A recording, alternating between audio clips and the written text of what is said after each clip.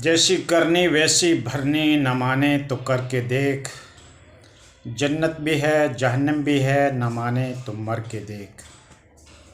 عمل سے زندگی بنتی ہے جنت بھی جہنم بھی، یہ خاکی اپنی فطرت میں نوری ہے نہ ناری۔ دوستو، ہمارے معاشرے میں، ہماری سوسائٹی میں یہ چیز ایک مشہور ہے کہ اگر کوئی انسان بدعمالی کرتا ہے، برے عمل کرتا ہے، فسق اور فجور کرتا ہے، کوئی ظلم اور استبداد کرتا ہے، کوئی برائی کرتا ہے، تو اس کی اولاد بھگتتی ہے، یا پھر وہ دنیا کے اندر خود اس کو بھگتتا ہے۔ یا مشہور ہے نہیں، یہ کہا جاتا ہے، اس کو عربی میں کہتے ہیں مکافات العمل۔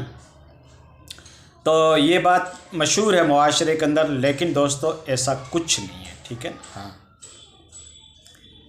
مصائب پریشانیاں پیغمبروں کے اوپر آئی، کیا ان کی بدعمالی کا نتیجہ تھا؟ اولاد تو حضرت نوح علیہ السلام کی ایمان لے کے نہیں آئی، معاذ اللہ۔ کیا نوح علیہ السلام کی غلطی تھی؟ اکرمہ صحابی جو ابو جہل کا لڑکا ہے، ابو جہل تو مشرکین کا سردار، دشمن اسلام کا سردار، اور اس کا لڑکا صحابی، تو ہم مکافات عمل کے بارے میں یہ کیسے کہہ سکتے ہیں کہ جیسا باپ کرے گا تو اس کی اولاد بھگتے گی؟ یہ ہماری مس انڈرسٹینڈنگ ہے، یہ ہمارا کانسیپٹ ایک دم غلط ہے، یہ ہمارا ایٹیچیوڈ بالکل غلط ہے۔ انسان اپنے کیے ہوئے کا تو بھگت سکتا ہے، وہ بھی عالم آخرت میں۔ کبھی کبھار اللہ تعالیٰ اس کو دنیا میں اس کے نتائج بتا دیتے ہیں۔ انسان کو اللہ نے عقل دی ہے، دماغ دیا ہے، شعور دیا ہے، اس کو استعمال کر کے انسان اچھائی اور برائی کا فیصلہ کر سکتا ہے۔ انسان کو اللہ نے فری ول دیا ہے، ایک اختیار دے رکھا ہے، اب وہ اچھائی کو اپنا رہا ہے یا برائی کو اپنا رہا ہے، کیسے کام کر رہا ہے، تو وہ انسان کے اوپر نربھر ہے۔ انسان کو اختیار دے رکھا اللہ رب العزت نے۔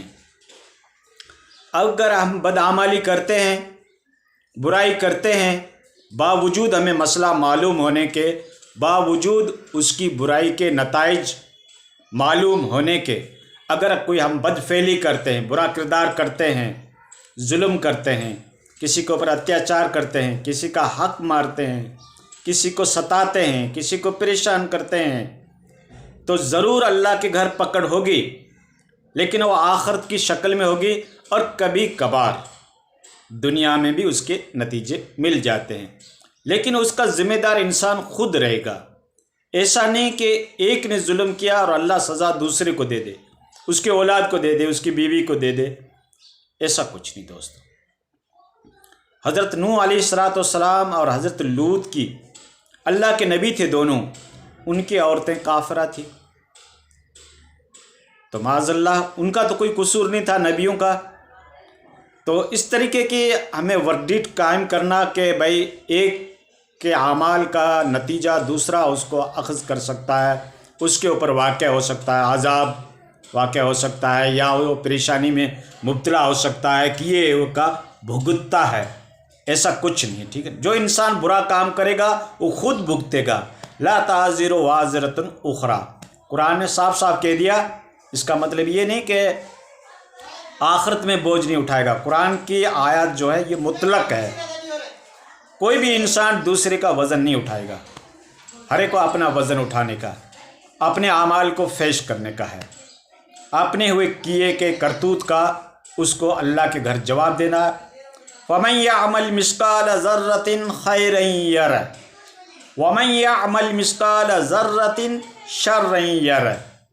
اگر تم نے ذرہ برابر بھی اگر برائی کی ہے تو اس کو قیامت کے دن دیکھ لو گے، اور ذرہ برابر بھی اگر تم نے کوئی نیکی کی ہے تو قیامت کے دن اس کو بھی دیکھ لو گے۔ تو اللہ تبارک و تعالیٰ نے مین تو اس کا جو بدلہ اور صلہ جو رکھا ہے نیکی یا بدی کا، وہ آخرت کی شکل میں رکھا ہے۔ لمن الملک اليوم، اس طریقے کی آیت ہے۔ تو اللہ رب العزت کے ہاتھ میں ہے سب کچھ وہ کس طریقے کے فیصلے کرتا ہے وہ اللہ ہی بہتر سمجھتا ہے۔ ہم یہ ورڈکٹ قائم نہیں کر سکتے، ہم یہ فیصلہ نہیں کر سکتے کہ ان کی بدعمالی کا دیکھو ان کی اولاد بھگت رہی ہے۔ یہ فیصلہ کرنا ہماری طرف سے بہت ہی غلط ہے، گناہ عظیم بلکہ کہو۔ کسی کے بارے میں بدگمانی کرنا، کسی کو برا بھلا کہنا، کسی کی شخصیت اور کسی کی لائف کو ٹارگٹ بنانا، انگلیاں اٹھانا، یہ انسان کی فطرت ہے۔ انسان کو اپنی برائی کبھی بھی نظر نہیں آتی ہے۔ دوسرا اگر چھوٹی بھی برائی کرتا ہے تو ایک دوسرے انسان کو بڑی نظر آتی ہے کہ یار یہ پڑھا لکھا آدمی، یہ اتنی بگ پرسنالٹیز، یہ اتنا بڑا مہان پروش، اتنا بڑا آدمی ایسی غلطی کرتا ہے، یعنی خود تو غلطی میں ڈوبا ہوا ہے، وہ دیکھتا ہی نہیں ہے اور پہاڑ پہ جلتی ہوئی آگ اس کو نظر آ رہی ہے۔ تو یہ انسان کی فطرت ہے۔ تو دوستو، دوسرے کا کوئی بوجھ نہیں اٹھائے گا، یہ اللہ تعالیٰ کا نظام ہے۔ ہاں، اللہ تعالیٰ کبھی کبھار اس کو دنیا میں اس کا بدلہ دے دیتا ہے، جیسے کہ ہمارے غیر مسلم بھائی ہیں، ان کے بارے میں ہمیں عقیدہ ہے کہ اگر وہ اچھے اعمال کرتے ہیں تو اللہ تعالیٰ اس کو دنیا میں اس کا صلہ دے دے گا۔ اور ویسے یہ کہنا کہ نہیں اس نے یہ گناہ کیا تھا اس لیے اس کی وہ سزا بھگت رہا ہے، یہ خیال کرنا یا یہ سوچ رکھنا بالکل غلط ہے۔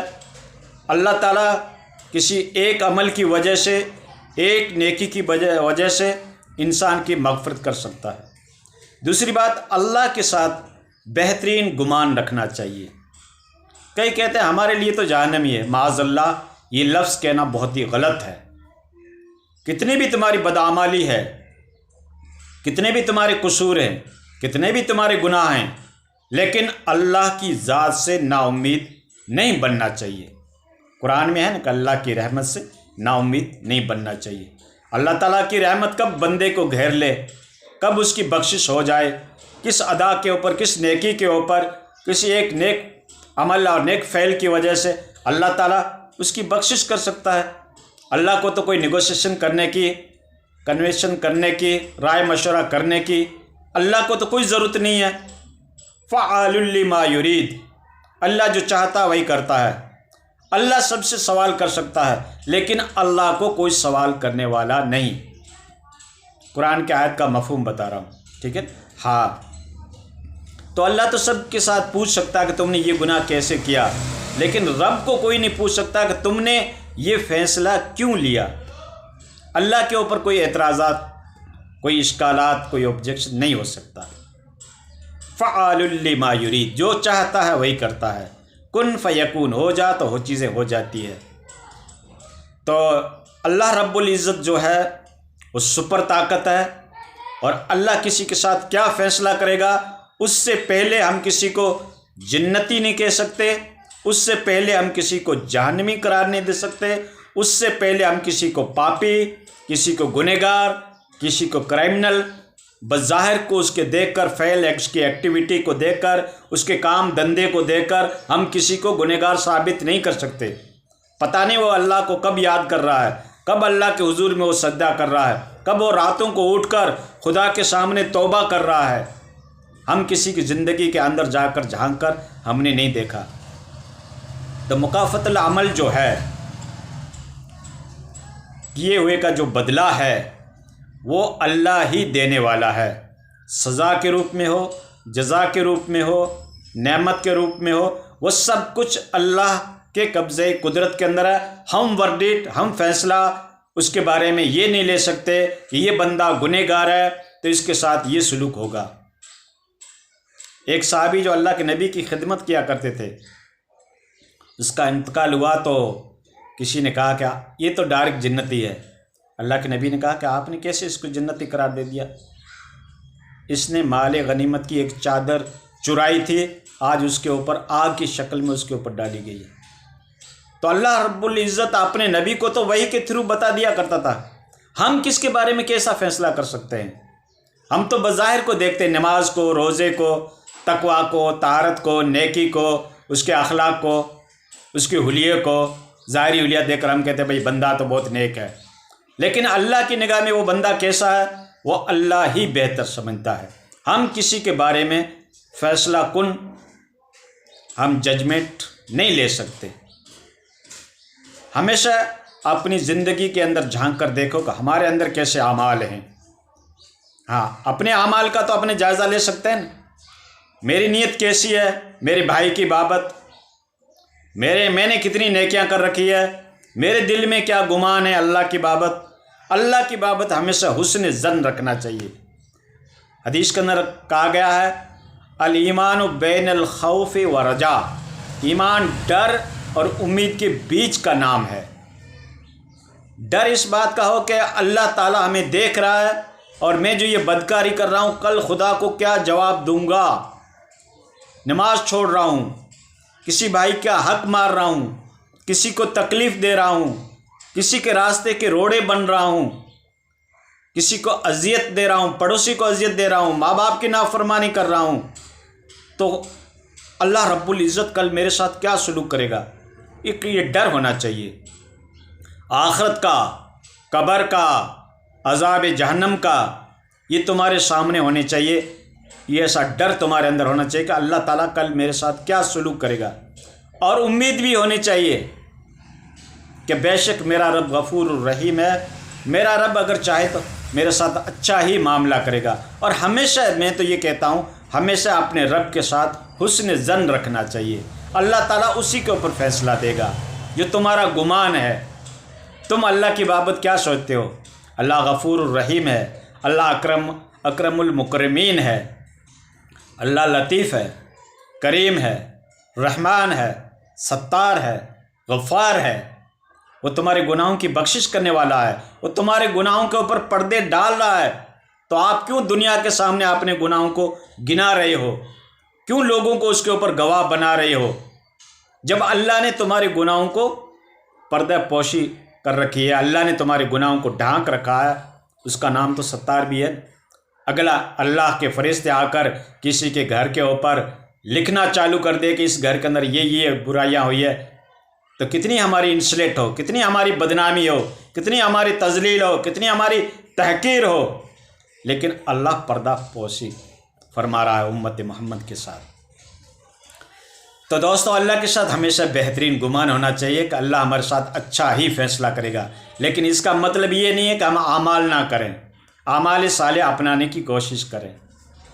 اور مکافات العمل کی تو کئی مثالیں دی جا سکتی ہے دوستو، اور یہ انسان جو خود کرے گا وہ بھرے گا، جیسی کرنی ویسی بھرنی۔